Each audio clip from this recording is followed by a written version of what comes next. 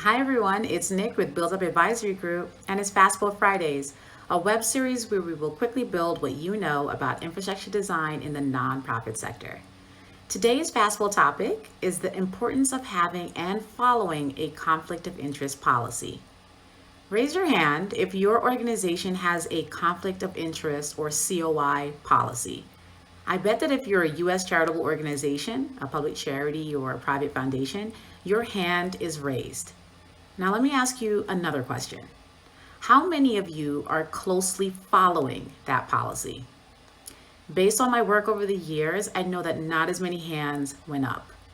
So many organizations have these policies, but after they're created, they usually fall by the wayside.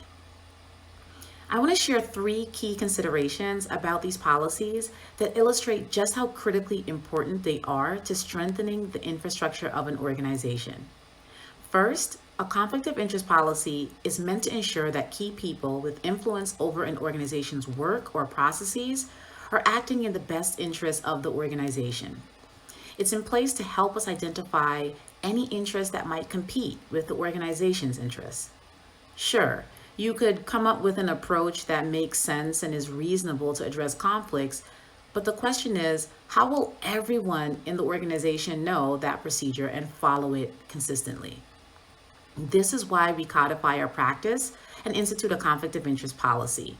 The policy should determine what a conflict is, what should happen in the event of a conflict, how decision making should happen, how we document that decision, the procedures surrounding what happens after a decision is made, what disclosures are required and when, and who must follow the policy.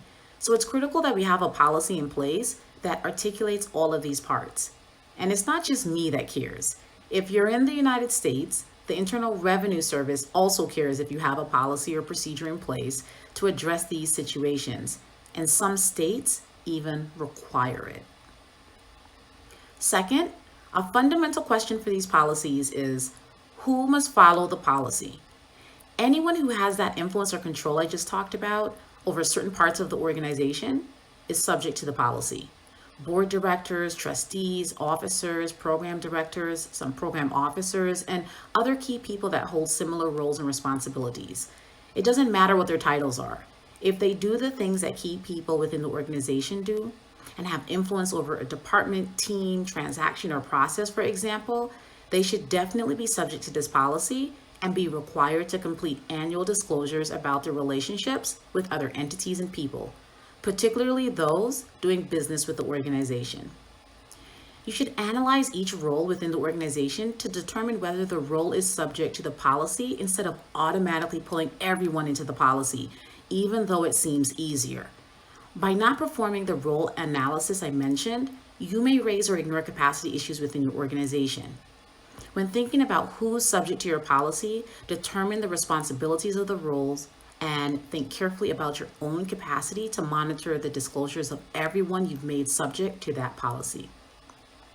Third, think about how you implement these policies. So, how and when will you collect disclosures from the people who are subject to the policy? What's your organizational capacity to manage disclosures and track them against upcoming transactions? Will this tracking and matching be done manually or electronically? How will you consider COI disclosures and do conflict checks against your grant making or your service-based transactions? I've seen many instances of organizations collecting dozens of disclosures annually, but then the disclosures just sit there in a box on a shelf and out of sight and mind. That defeats the purpose of the policy. Ultimately, if you can't answer this question, can we effectively check all of our COI disclosures against a proposed grant or transaction to ensure that it's being made in the best interest of the organization? Then you have to revisit the way you're implementing your policy and managing disclosures. This is integral to strengthening your infrastructure. Conflicts are not inherently bad.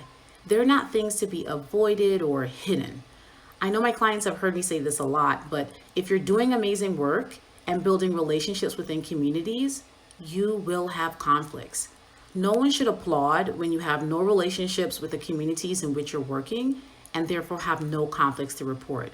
That's not the point of the COI policy. The point instead is to ensure that we have a clear way of identifying, understanding, and managing conflicts in order to ensure that we're doing our best work. And that's our fast build. I want to hear how you are thinking about conflict of interest policies. I would love to hear from you and about your experience in the comments below. Thanks for watching. Have a wonderful weekend and keep building bravely.